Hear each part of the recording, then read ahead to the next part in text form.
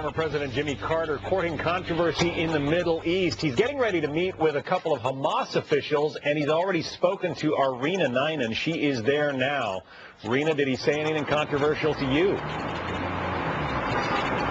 Well, John, you know what he said was he confirmed the fact that he will meet with the Hamas leader in Syria, Khalid Mashal. He'll also meet with Syrian President Bashar Assad. Those are people that the U.S. and Israel don't talk to one-on-one. Here's what the former president had to say. What's the message you'd like to send to Khalid Mashal in Syria? Well, I'd rather not tell Fox News what I want to talk to. I don't know yet. We haven't firmed up anything, so it's premature to talk about that yet. And you know Bashar Assad very well. What do you say to him? Really? Well, I'm going to try to get Syria to be constructive, in the entire peace process, and that would include Iraq and Lebanon as well. Yeah. So, and when do you plan on endorsing Barack Obama? I'm sorry. Thank you very much. And, John, he will also meet with Mahmoud Zahar tomorrow. He is the most influential leader in the Gaza Strip. As Zahar was making his way from Gaza to Egypt today, he said this adds credibility, it adds legitimacy. The fact that President Carter is willing to meet with these Hamas leaders, that's something that Israel and the U.S. do not want to see for a group they label as a terrorist entity. John. Interesting interview there with the former president. Rena Ninan in Jerusalem. We'll check back with you later. Thanks. And in the meantime, we're getting at least now 3 separate letters from various members of Congress from both sides of the aisle on this, and they all have the same message for former President Carter. Please do not meet with Hamas.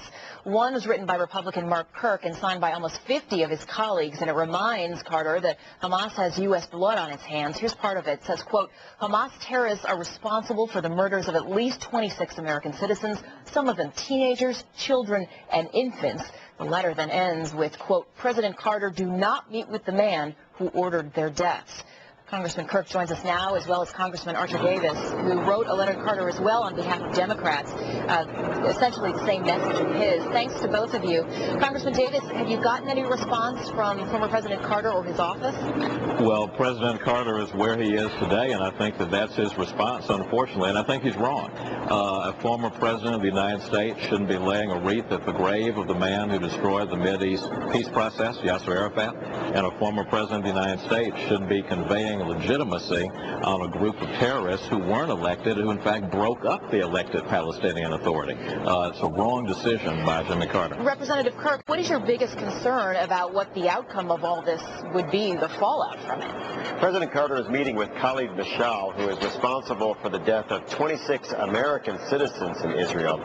He hasn't been elected to anything. He's actually the conduit for money from the government of Iran to support terrorism against our allies and American citizens.